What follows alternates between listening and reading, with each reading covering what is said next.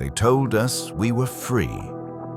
From childhood onward, we were fed the promise that if we worked relentlessly, followed all the right steps, remained obedient to the rules, and maintained unwavering perseverance, we could eventually claim our reward: a comfortable house, a respectable job, maybe 2 cars in the garage, and a loyal dog to greet us every evening when we returned home. This storyline, famously known as the American Dream, has been marketed for decades and passed down through generations. Its shimmering vision captivates us. It speaks of opportunity, of the frontier spirit, and of a social framework in which those willing to pay their dues will inevitably rise. At the heart of this dream lies a fundamental idea that with discipline, faith, and grit, you can break free of any chain that might hold you back and step into a life of your own making. Yet modern statistics and lived experiences tell a much darker story.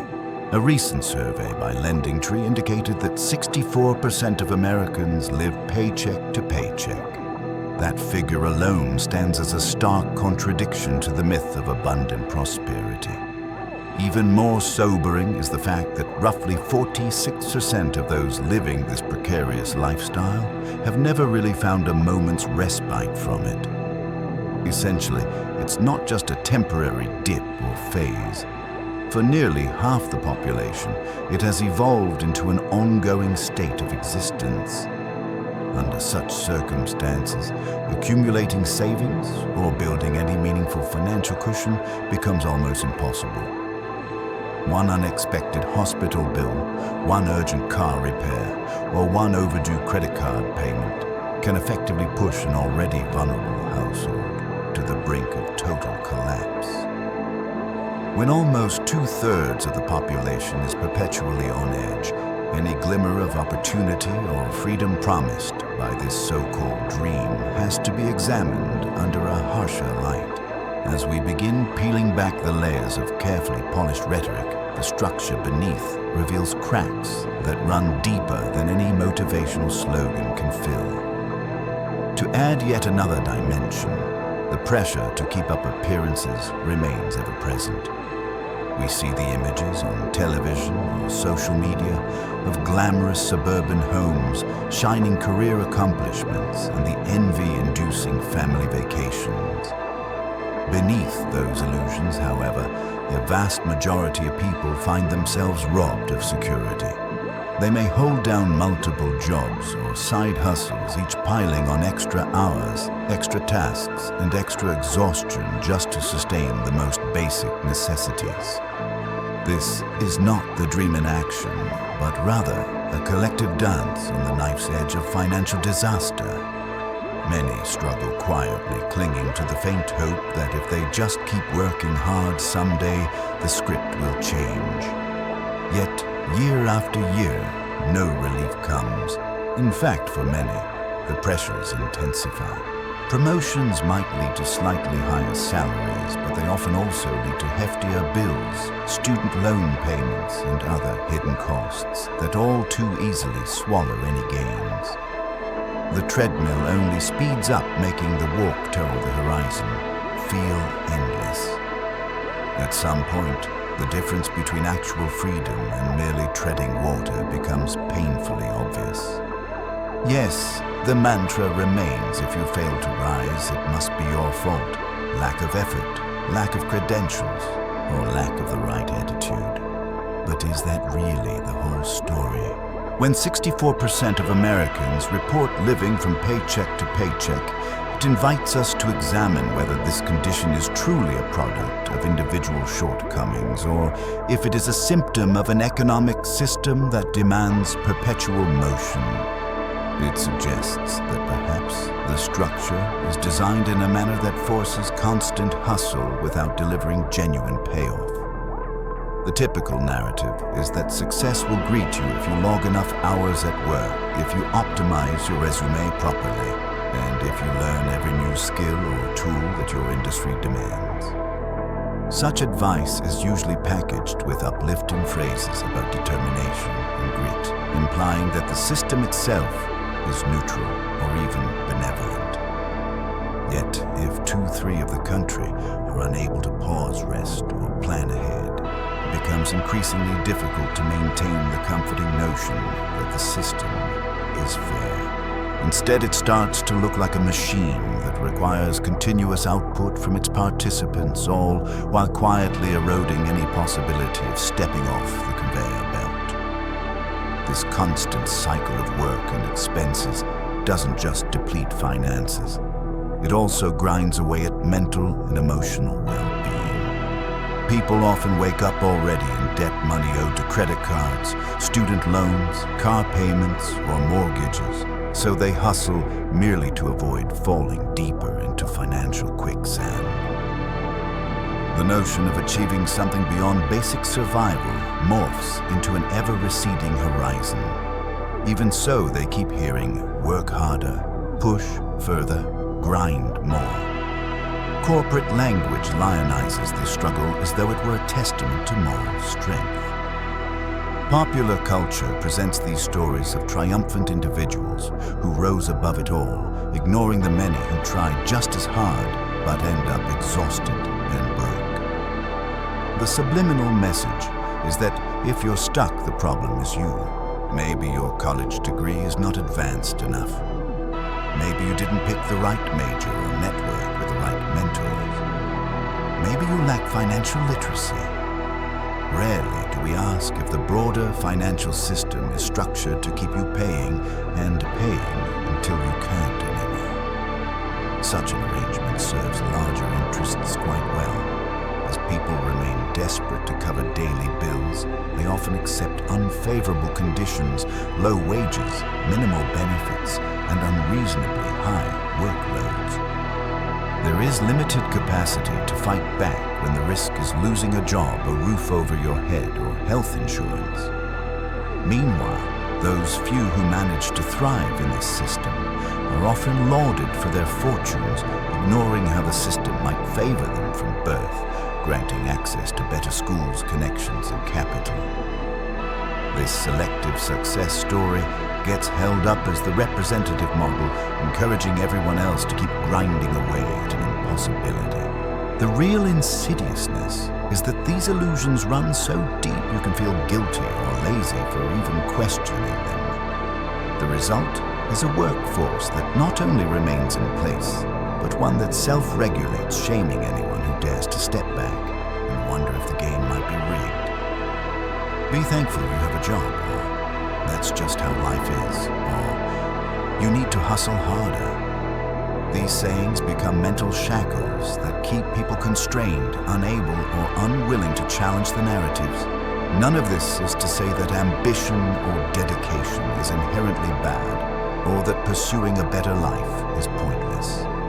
The issue is rather that the entire framework has shifted from a genuine quest for fulfillment to an endless gauntlet of tasks done in service of someone else's profit. You run faster on that treadmill, but no matter your pace, you remain stuck in the same place. The pursuit of the so-called dream has thus morphed from a hopeful climb toward stability and self-improvement into a frenzied dash that leaves many exhausted long before they reach any finishing line. Retirement becomes a fable rather than a certainty.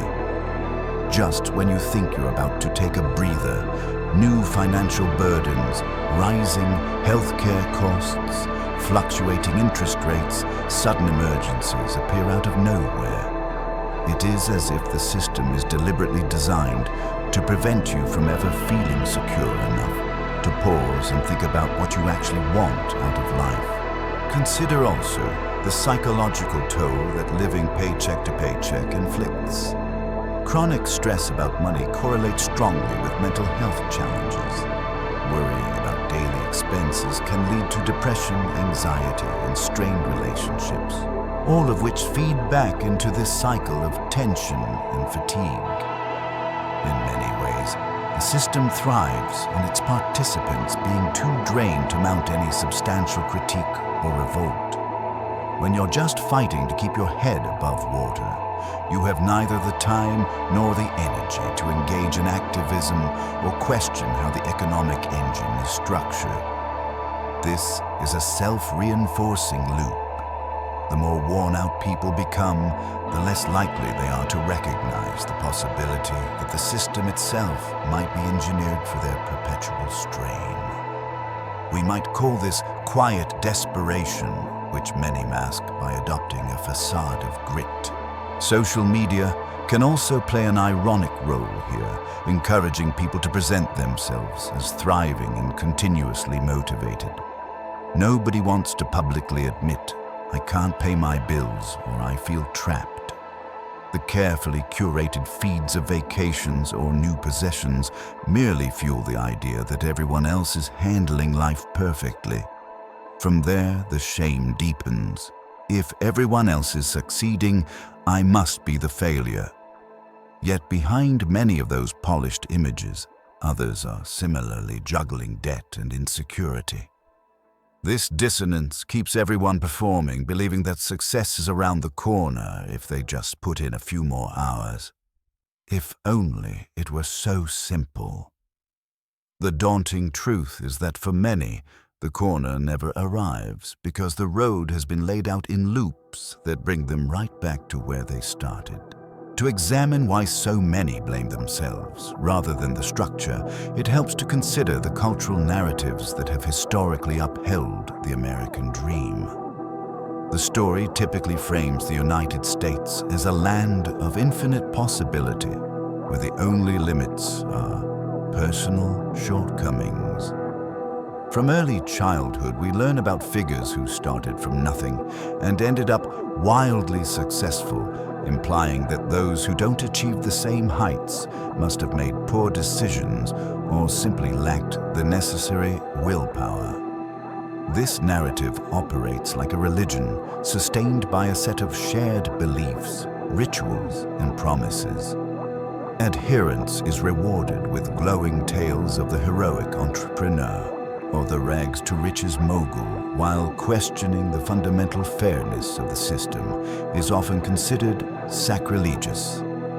This cultural conditioning might well be described as a kind of moral framework reminiscent of what the philosopher Friedrich Nietzsche famously termed slave morality. In Nietzsche's analysis, slave morality emerges when those lacking in power or agency begin to valorize values such as humility and obedience, partially because these become the only avenues available to them in a restrictive hierarchy. Over centuries, individuals internalize virtues like endurance and self-sacrifice, not necessarily because these qualities lead to liberation, but because they allow people to endure within oppressive conditions. This is precisely how the moral high ground is assigned to suffering patiently while continuing to grind. In the modern world, though we may no longer literally be enslaved by chains, a new form of enslavement, economic and psychological, can keep us locked into patterns of labor that primarily benefit others. And because we are told over and over again that these values, hard work, humility, perseverance, are morally upright, we end up policing ourselves and each other, extolling exhaustion as though it were a badge of honor. This self-enforced adherence to endless work is then further supported by constant messages that your exhaustion is a sign of moral virtue. If you're not overextended, you must not be striving hard enough. Entire industries have arisen to feed off this narrative, selling books, seminars, and online courses on how to hustle. Better manage your time more effectively or manifest success. The underlying assumption is always the same, that the problem lies within the individual rather than the system. Indeed, the more we internalize this message, the better the system operates. People who fault themselves rarely demand systemic change. They simply double down, hoping that next time they will hustle well enough to break the cycle. And that is how a pervasive illusion persists, an illusion built on the notion that the path to freedom lies through relentless labor, even though the financial and psychological costs of this endless pursuit keep us tethered in place. Within this framework, burnout is not an accident, but an integral part of the design. Corporations profit from workers who continuously put in extra time without additional compensation. When the majority of employees see themselves as lucky to have a job at all, they are less likely to complain or organize for better conditions. The unspoken promise is that if you faithfully dedicate yourself to the grind, you will eventually be rewarded. Yet for many workers, the reward amounts to either a minor raise that barely outpaces inflation or empty praise about their dedication. The fundamental structures such as medical bills that can lead to bankruptcy, student loans that trail you for decades, or housing costs that are perpetually on the rise, remain unchallenged. If the problem was truly about personal drive, one would expect that so many hours of collective hard work would have significantly improved conditions for the bulk of the population. But the data paints a different picture: growing income inequality, staggering personal debt levels, and a shrinking middle class. The concept of quiet quitting, discussed in workforce circles as of late, shows that some are beginning to push back against a culture that exploits their labor. Rather than forging dramatic revolutions, these individuals simply limit how much of themselves they pour into their work, effectively opting out of unpaid overtime and emotional burnout. Yet even this small step is greeted with condemnation by many industries. Employees are labeled as uncommitted, unambitious, or lazy for refusing to go above and beyond for free. The reaction speaks volumes about the unspoken rules we have internalized. To be a good worker means to sacrifice your personal time, your health, even your mental well-being, all to maintain the system's smooth functioning. The second you question this norm, you risk being sidelined or fired. This is the quiet but powerful coercion that keeps most people from deviating. Moreover, by casting success as purely an individual achievement, the broader society absolves itself from facing the deeper roots of economic oppression. Even though nearly every aspect of modern life, from medical care and housing to higher education, has been monetized to a point of absurdity, the average citizen is encouraged to look inward, wondering what personal deficiency prevented them from escaping the paycheck-to-paycheck cycle. This deflects attention from the fact that few wage earners in reality make enough to afford unexpected expenses, let alone save substantially for the future. Between rent or mortgage, groceries, utility bills, and any form of outstanding debt, there is precious little left over. And if you have dependents, children, or aging parents who require care, the margin for error gets even thinner. Meanwhile, those perched at the top of the pyramid, often born into wealth or buoyed by generational advantages, are showcased as the paragons of industriousness. By championing these rare success stories, the machine convinces everyone else to keep running, never questioning whether the path leads anywhere. We also must talk about the emotional labor demanded by the system. Squeezed finances are burdensome enough, but people must also bear the emotional cost of feeling compelled to adopt a sunny disposition about constant exhaustion. The typical corporate environment doesn't just want your labor, it wants your positivity and loyalty. Employees may find themselves in jobs where they're expected to smile, maintain unwavering enthusiasm, and champion the company's mission, even when they can barely afford health care or steady transportation. This type of emotional manipulation ensures that workers internalize the company's success as their own personal ambition. In reality, the lion's share of profits typically flows upward, with many corporations compensating executives and shareholders far more generously than the laborers who keep the gears turning. It's no coincidence that medical bills are cited as the #1 reason for personal bankruptcies in the United States. This single statistic underscores a sharp contradiction at the heart of the American dream. While medical science has made leaps and bounds in advanced treatments, everyday citizens often find these advancements prohibitively expensive. An unexpected illness or chronic condition can instantly undo years of meticulous financial planning. This precariousness extends across education as well, where student loan debt now surpasses $1.7 trillion nationally.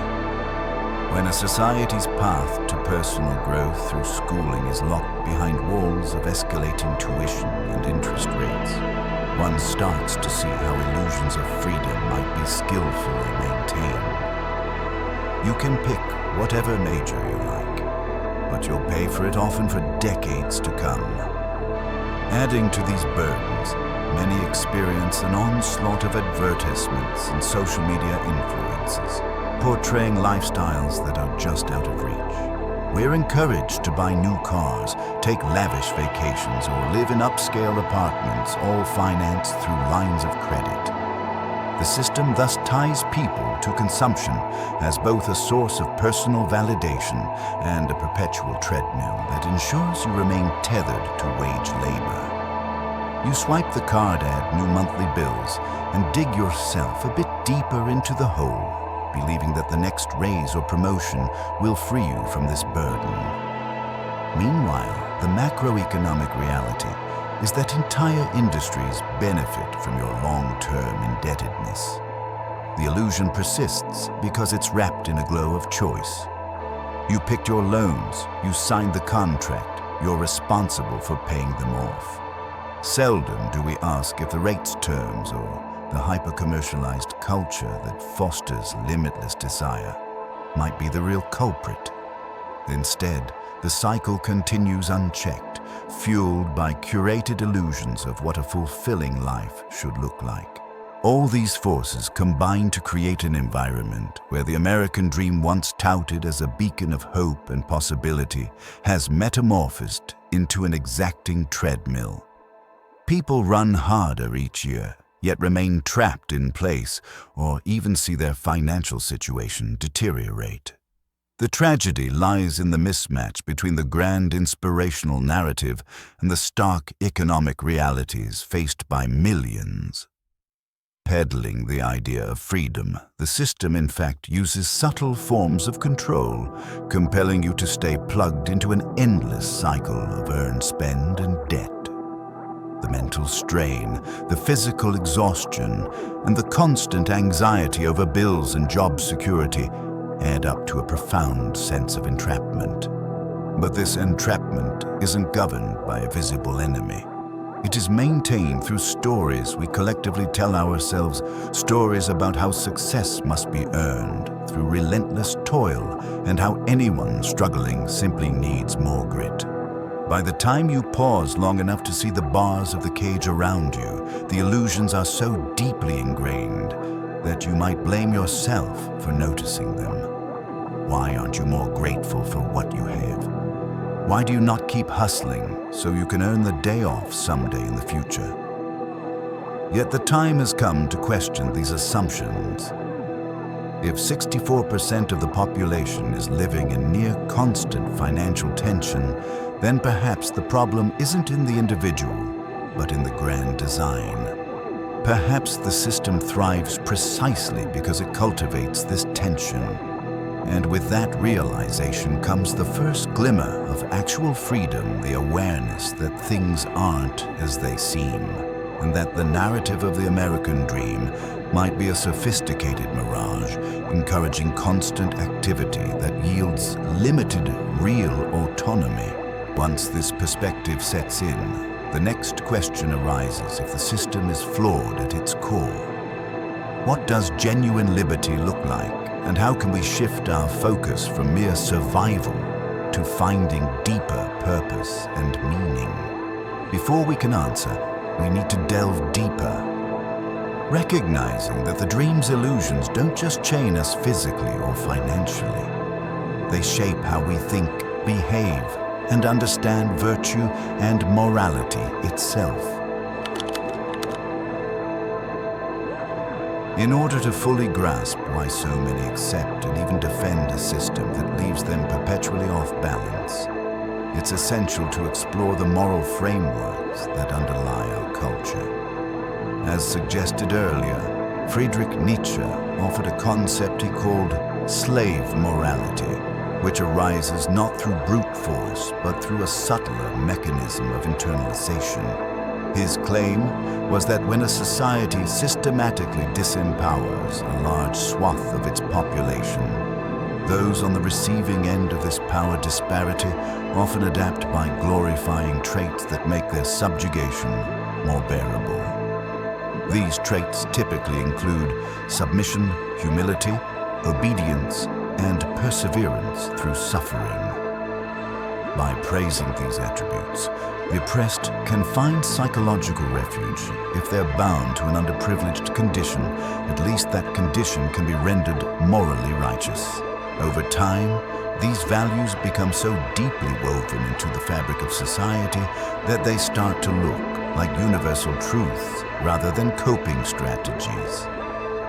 Translating Nietzsche's concept to our modern context, we see how the relentless hustle culture and the near sanctification of hard work can serve as a present-day slave morality. People are told from every angle, family schools, workplace training, motivational speakers, that working tirelessly is a virtue.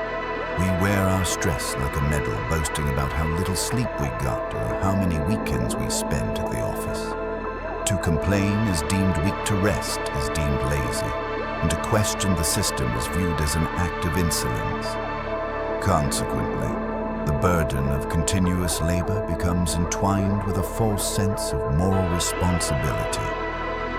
If you're not tired, if you do not occasionally feel on the brink of burnout, perhaps you have not sufficiently proven your worth. That's the insidious nature of it, a morality that equates unrelenting labor with goodness, not only keeps people in line, but also convinces them that they must self-police to remain good.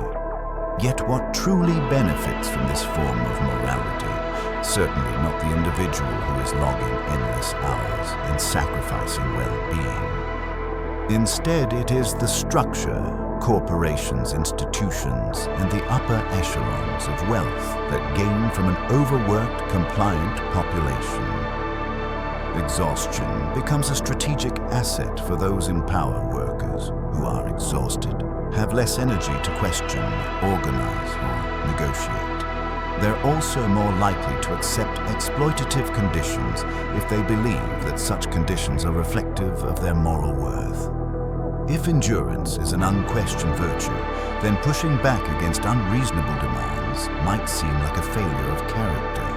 As Nietzsche would argue, such a moral system isn't an incidental byproduct. It's a deeply embedded part of society's DNA, continually reinforced through family teachings, corporate slogans, educational curricula, and media narratives, all of which collectively hail the unstoppable go-getter as the ultimate role model. The idea of moral conditioning becomes even clearer when considering how corporate and societal messages shift blame onto individuals. If you are stuck in a paycheck-to-paycheck cycle that must be due to some lack in you, perhaps you didn't major in the right subject, or you don't network effectively, or your morning routine isn't rigorous enough. By framing struggle as a personal failing, society subtly exempts the overarching system from scrutiny. This form of individualism is lauded as self-empowerment, but in many cases it can easily descend into self-blame. In reality, a more discerning look at the mechanisms in place, wage stagnation, soaring costs of living, exploitative interest rates, reveals that personal grit can only go so far in a rigged game. The absence of large-scale solutions isn't a coincidence.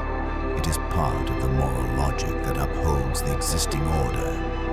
Moreover, we need to address the corrosive nature of shame in perpetuating the status quo. Shame is a powerful emotion that compels people to stay silent about their hardships, especially financial ones.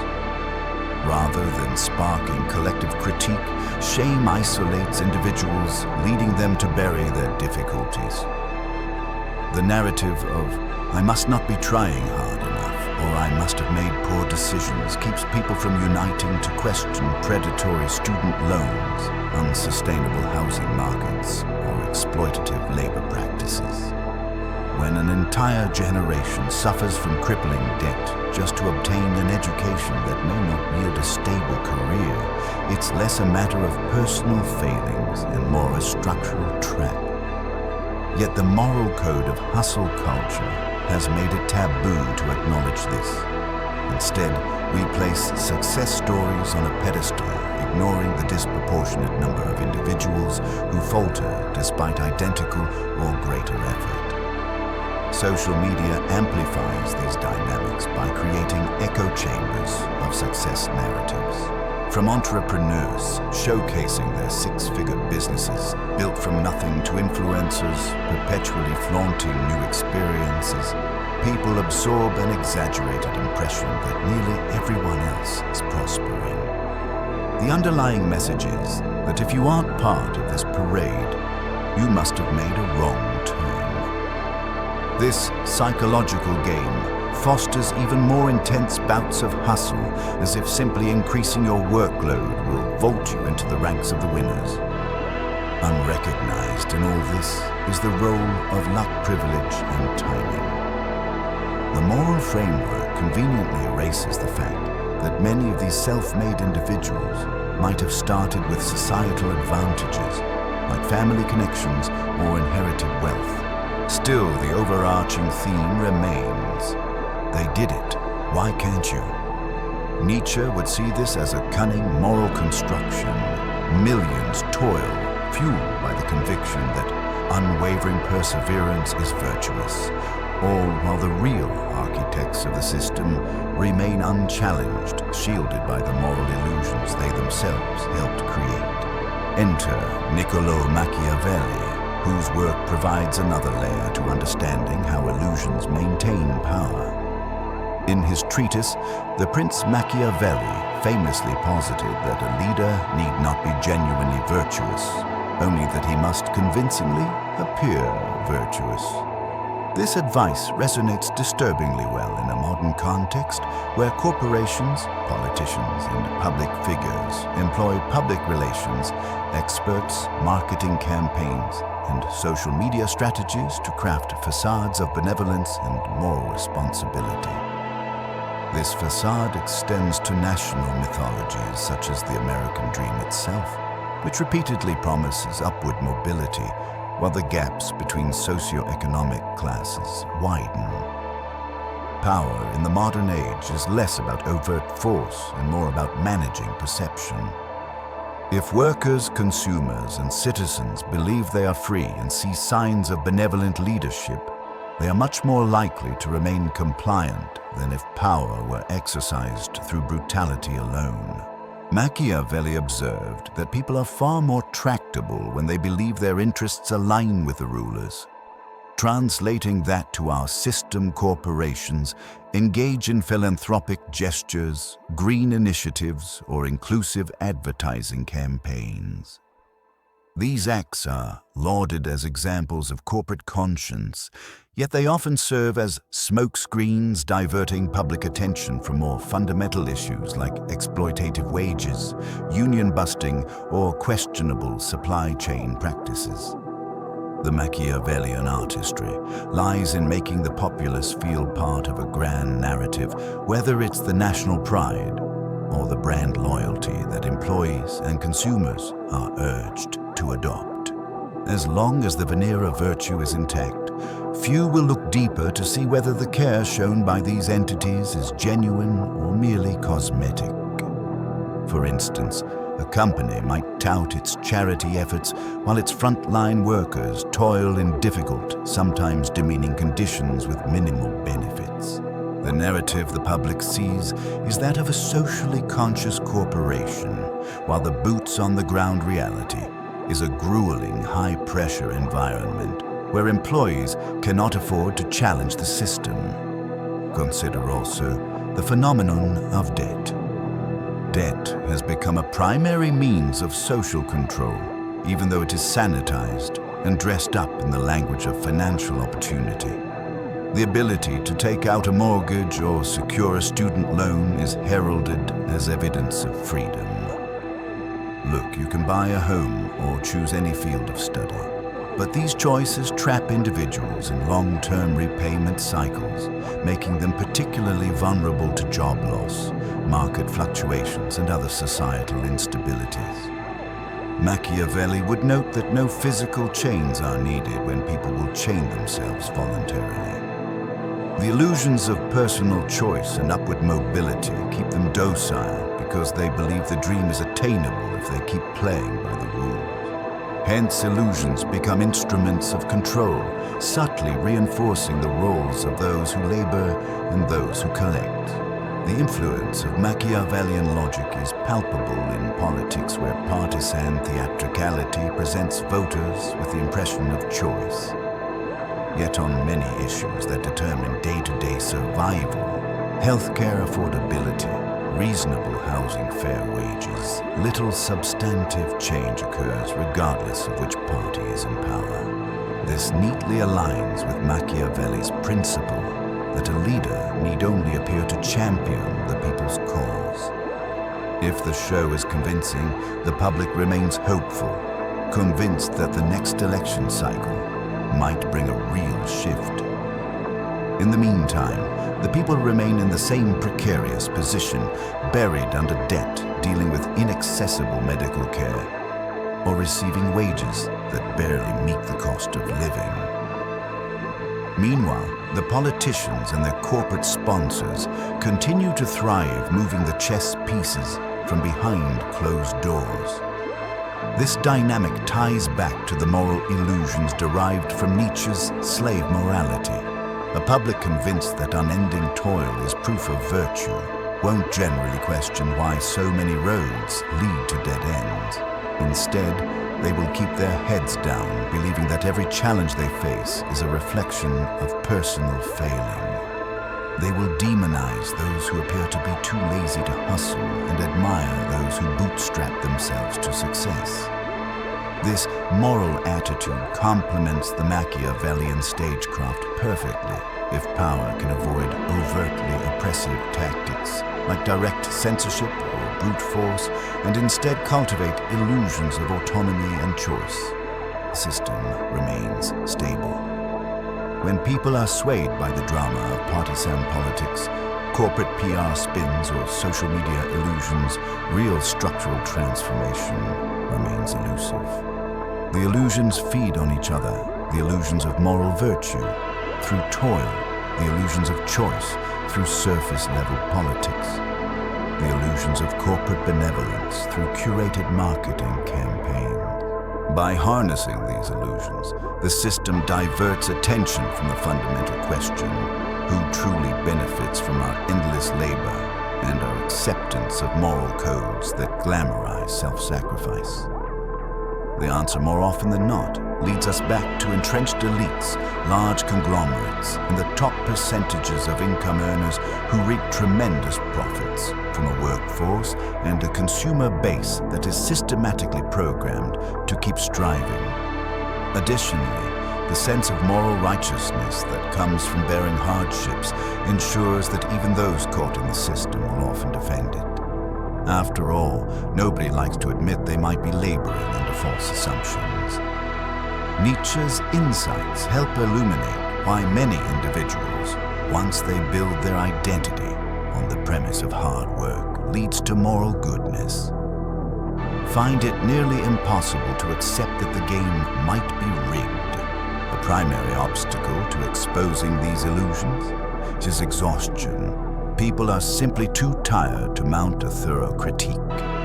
Juggling long working hours, familial obligations, side hustles, and personal anxieties, leaves little mental space to investigate alternative narratives. The ironically named work-life balance rarely feels balanced. By design, exhaustion discourages dissent. If you can't catch your breath, you lack the clarity and energy to challenge the system. Meanwhile, the Machiavellian illusions hum along, generating just enough intermittent rewards, an occasional promotion, a once-in-a-while tax refund, a fleeting sense of community in a workplace meeting, to keep you hopeful that with a bit more effort, you might finally arrive at the fabled land of financial security and personal fulfillment. Exhaustion is not merely physical, it's also cognitive. Modern life subjects us to an endless stream of information, updates and notifications. Social media can devolve into a perpetual highlight reel, showcasing the successes of everyone else while glossing over any hardships. Through these curated windows, the system's illusions are continually reified. Look at this influencer who quit their day job and now makes 6 figures from a beachside resort. Or look at this entrepreneur who found a clever way to make a fortune at age 22. The moral subtext is that if you aren't finding similar success, you must be lacking initiative or intelligence. Thus, the illusions flourish by stoking envy and the fear of missing out. In essence, you are coerced into thinking, if I just try a little harder, maybe I can emulate that success story. But real success stories are often far more complex than the sanitized narrative suggests. They might involve family wealth, favorable social networks, or sheer luck.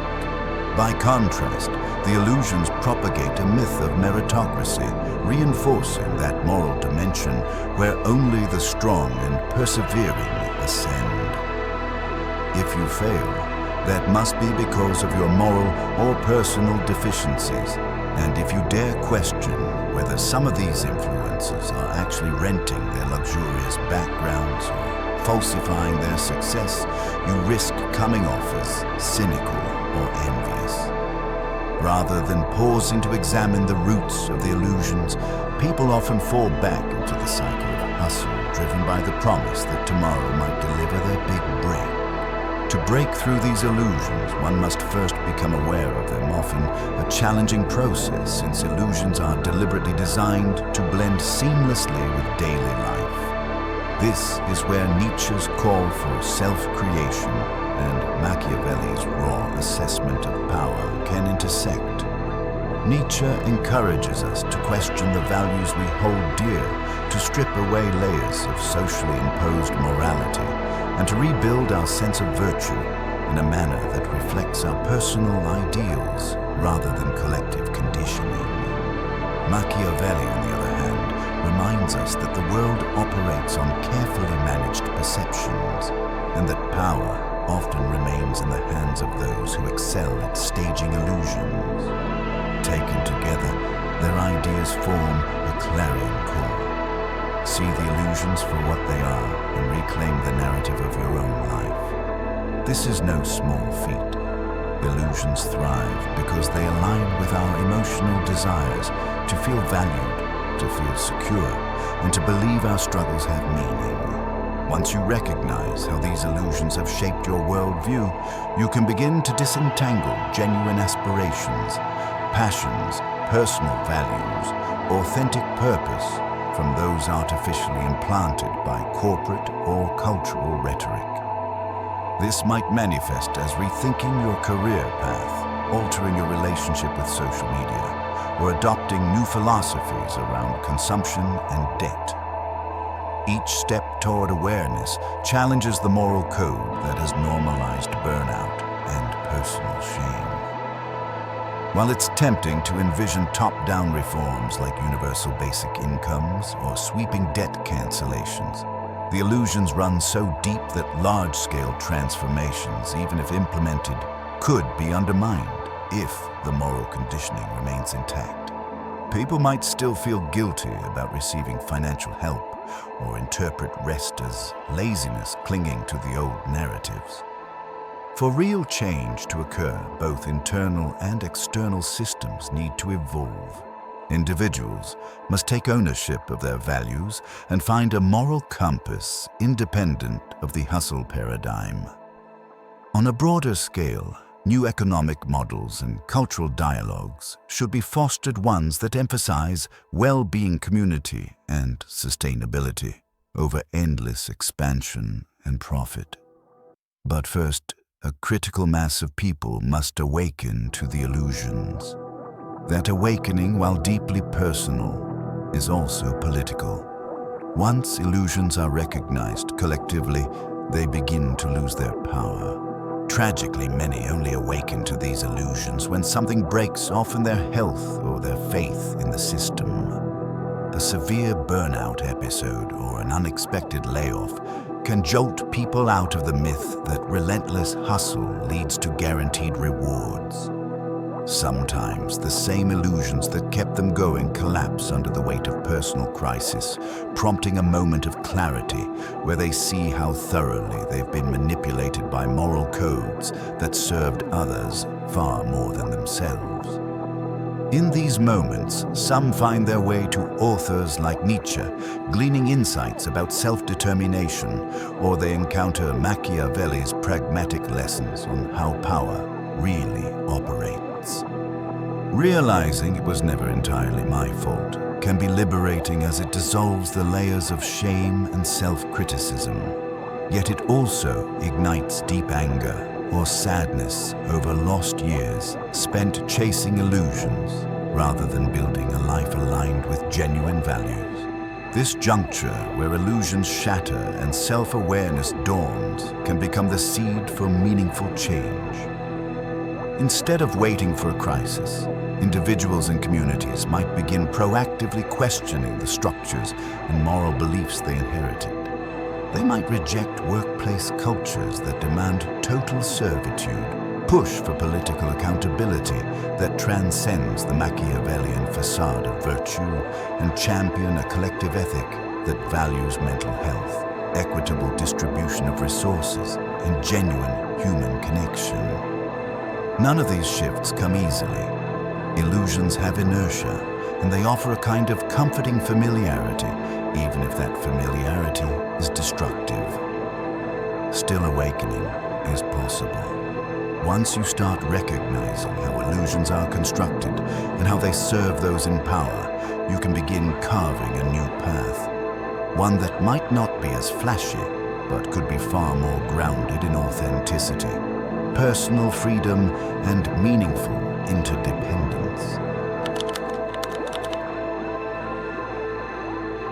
Arriving at this final section, we have peeled back layers of illusions, explored the moral codes that ensnare people in cycles of overwork, and examined the Machiavellian underpinnings that keep the system humming along. The question naturally arises: what does genuine freedom look like if the American dream has been compromised by a morally and psychologically entrapping structure? One thing is certain: authentic freedom is not merely about acquiring material goods, achieving a certain job title, or climbing the corporate ladder. Instead, it involves the liberation of one's mind from prescribed value systems that equate personal worth with productivity. And it requires the development of economic and social conditions that allow individuals to live without perpetual anxiety over basic survival.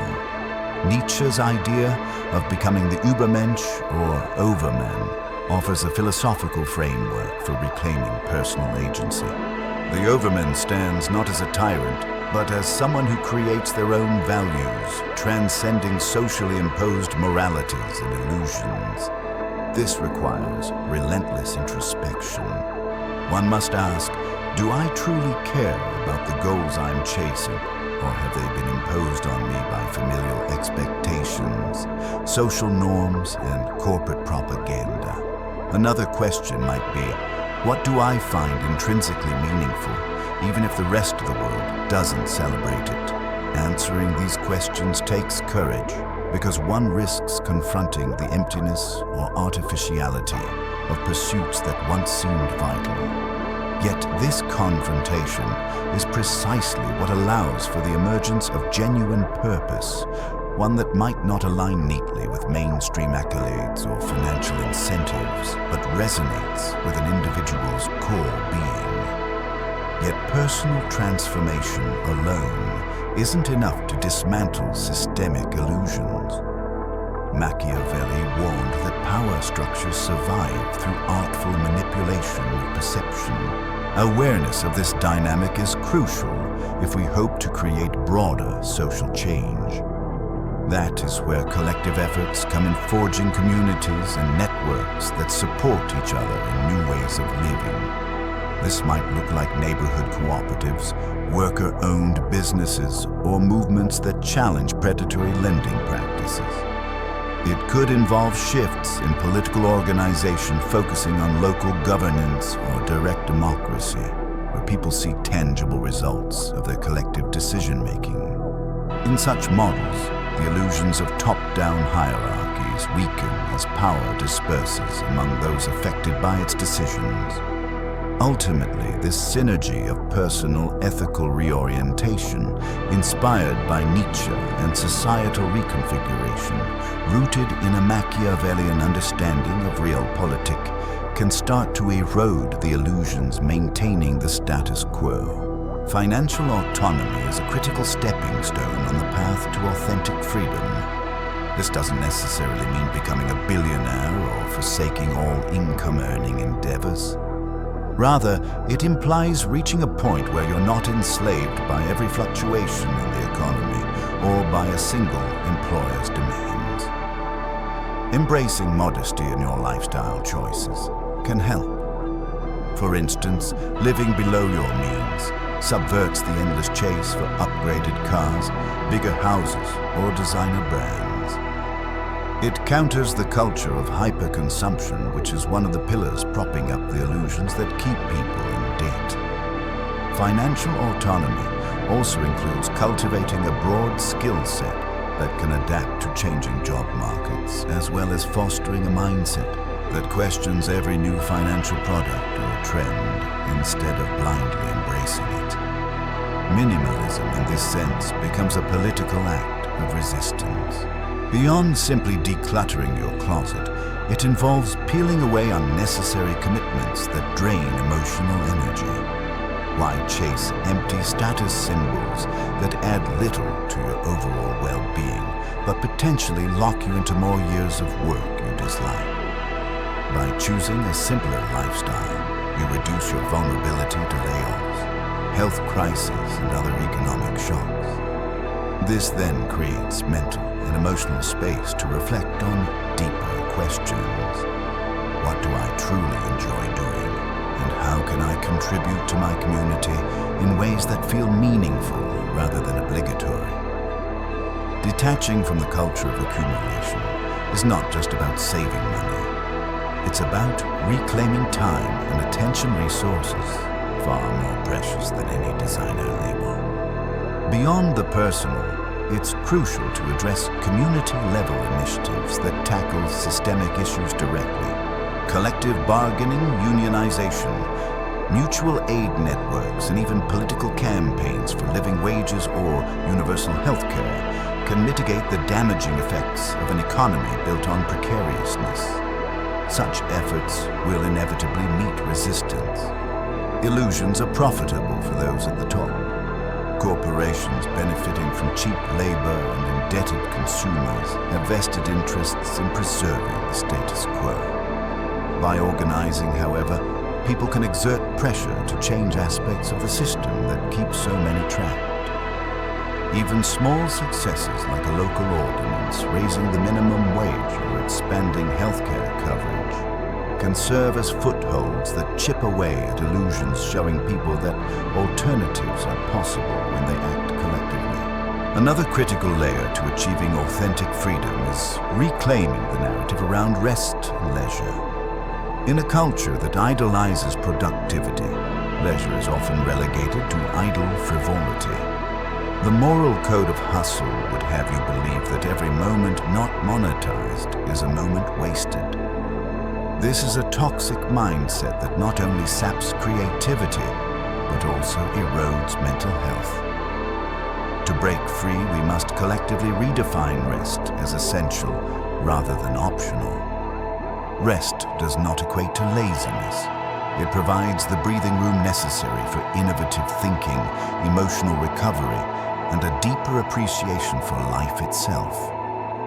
Historically, movements advocating shorter work weeks, mandated vacation time, or stronger labor protections have recognized the inherent human need for downtime. Today, we see the emergence of discussions around concepts like the 4-day work week, which indicates a growing awareness that we cannot sustain the pace that modern capitalism demands without dire consequences.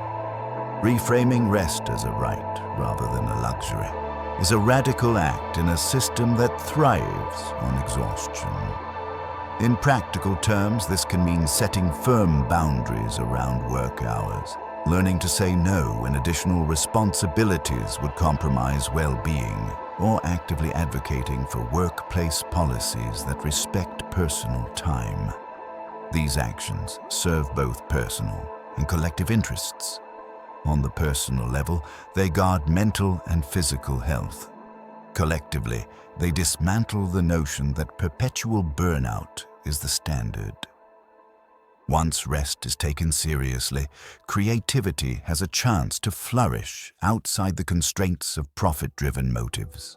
People often discover passions, be it in art, music community projects, or environmental advocacy, that they might have neglected while consumed by the need to hustle. This shift rehumanizes individuals, reminding them that they are more than mere cogs in a profitability machine. Rather than seeing themselves solely as workers or consumers, they reclaim their identities as multifaceted beings capable of empathy, invention, and wonder. Over time, a cultural shift toward valuing rest and creativity can challenge the illusions that sustain exploitative systems. Those illusions hinge on a narrative that conflates worth with output. If we collectively refuse to buy into that premise, we begin the subtle dismantling of a massive, deeply entrenched edifice. Challenging illusions also means confronting the silent shame that keeps them alive. Speaking openly about financial struggles, mental health issues, or job dissatisfaction can crack the facade that everything is fine. When people share their stories, they often discover they're not alone, which can fuel collective energy for reform. This transparency also dismantles the taboo around questioning norms that lead to burnout. If numerous people come forward saying, "This level of debt is unsustainable," or "I can't keep sacrificing my health," these statements become focal points around which a community can gather and push for change. Many people remain isolated in their grievances because they fear being judged or stigmatized.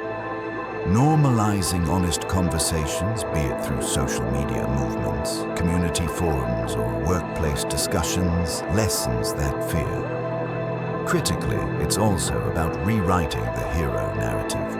Instead of idolizing the magnate who lives in mansions or the influencer who flaunts private jet vacations, we could celebrate those who make tangible community contributions or who maintain balanced lives of moderate consumption and high creativity. We can champion teachers who inspire generations of students, local farmers who adopt sustainable practices, or activists who tirelessly advocate for social justice. These individuals may not match the mainstream's definition of success, but they often lead richly purposeful lives. By diversifying what society deems as heroic, we undermine the illusions that glamorize endless accumulation and elevate the ethic of a shared human experience.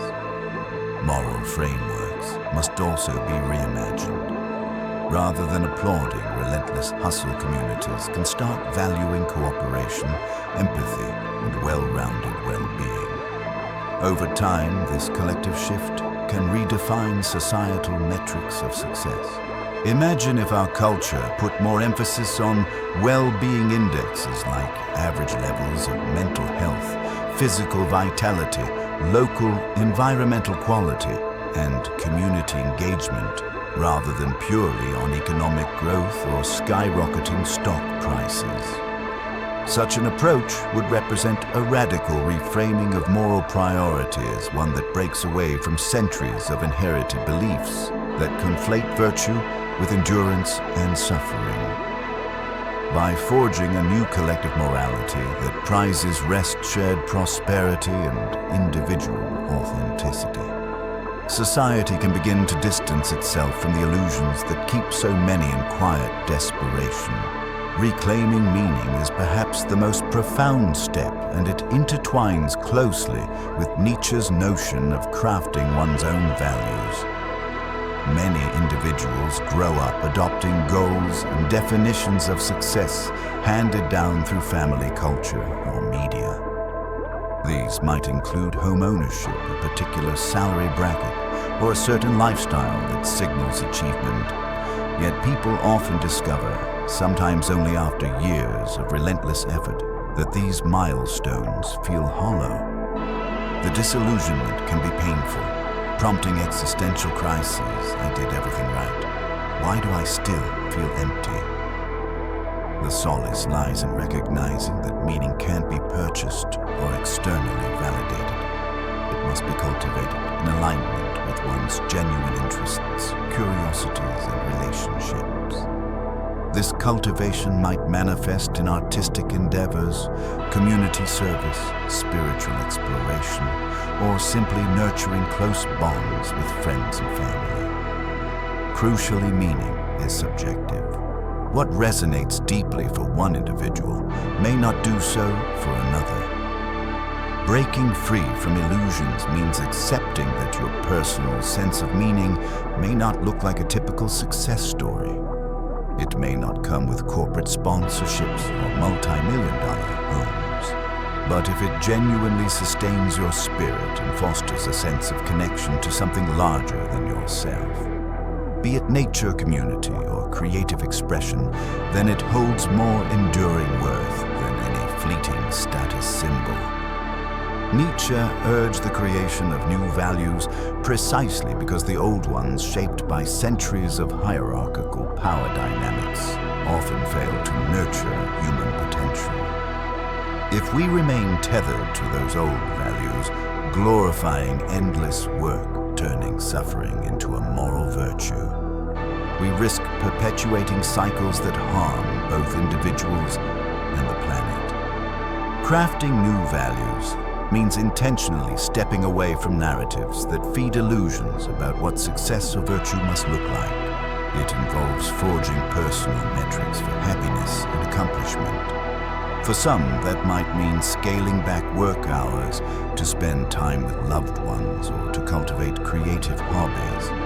For others, it might mean engaging in activism that challenges unjust systems. The common thread is an intentional reflective process that shuns the default scripts handed to us at birth. In proposing a future beyond these illusions, it's important to remember that radical change is rarely sudden or uniform. People come to these realizations at different speeds and from diverse life circumstances. Some might break free with relative ease, having enough financial cushion or supportive networks to pivot away from toxic jobs or lifestyle. Others remain entangled due to pressing obligations such as caring for sick family members, paying off enormous medical bills, or lacking any social safety net. The question then is how to extend these awakenings beyond personal shifts toward collective systemic evolution. Grassroots movements, cooperatives, and mutual aid societies are real-world examples of how people can pool resources and make strides to lessen vulnerability. If, for instance, a group of neighbors develops a lending circle or childcare exchange, they effectively reduce each individual's need for expensive loans or daycare fees. Over time, Such alliances can liberate resources, both financial and emotional, to be channeled into further collective problem solving. On a larger scale, political activism and policy reform can start to hack away at the illusion's structural support. Campaigns for universal health care, for instance, directly challenge the notion that an unexpected illness should bankrupt you. Efforts to forgive or drastically reduce student debt shine a spotlight on the questionable morality of forcing young people into decades-long repayment obligations simply for pursuing higher education.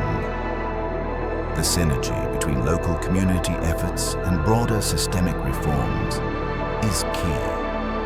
When people experience genuine relief at the grassroots level, they become more open to the idea that structural change is not just possible, but beneficial to the entire community. As illusions crack, the desire to see meaningful transformation accelerates, potentially creating a momentum that even Machiavellian spin cannot contain. Yet the illusions won't go down without a fight. The powerful beneficiaries of the system have ample resources to fund disinformation campaigns, shape public opinion through media, and pit disenfranchised groups against each other. They rely on a populace that is too tired or too divided to rally for real change. Therefore, solidarity becomes vital.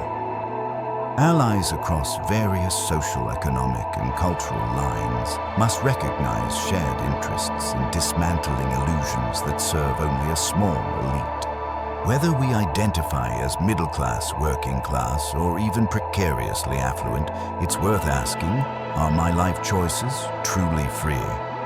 Or am I hemmed in by illusions that keep me perpetually working, spending, and worrying?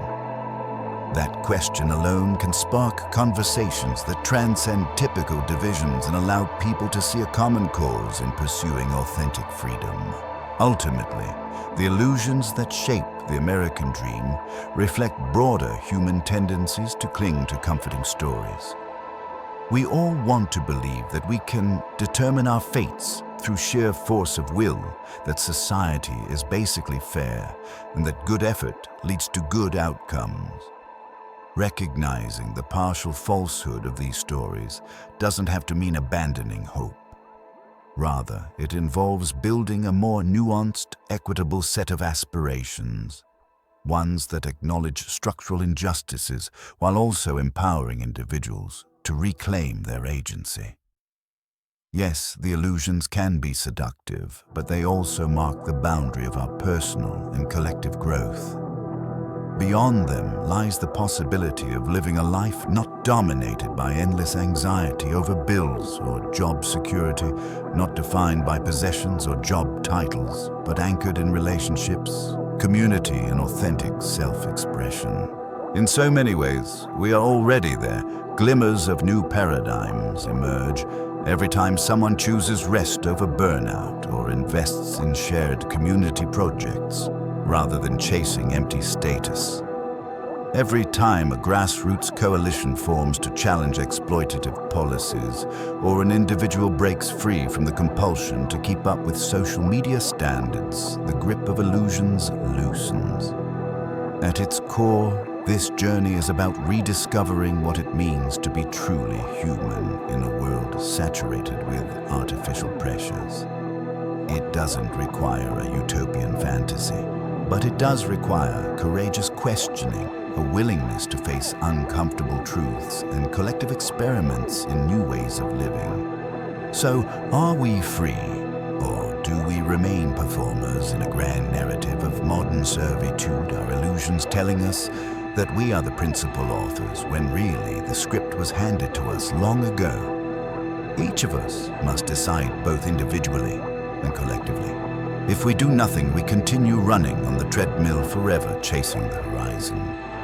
If we awaken, we may find our own path, one that defies the scripts of a rigged system and moves toward a reality grounded in genuine choice and meaning. That is not just another dream, it is the essence of authentic freedom. And unlike the illusions we've critiqued, this freedom asks for no permission to exist. It grows from the human capacity for self-awareness and shared purpose, the very qualities that illusions, however formidable, can never fully extinguish. After pulling back the curtain on the illusions that bind us from financial stress and moral conditioning to digital addiction and consumer culture, we've reached a hopeful conclusion. True freedom isn't just possible, it's waiting within your grasp. It starts with awareness, courageously questioning the life you are handed and redefining success on your own terms. Maybe it's finding joy beyond the daily grind, reconnecting with family and friends, or rediscovering passions long buried by responsibility.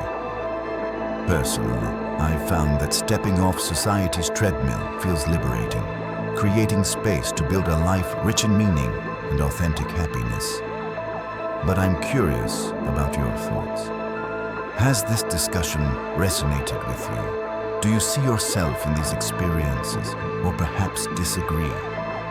Drop your comments below. Let's talk openly, support each other, and build a community where authentic freedom isn't just a dream, but a shared reality.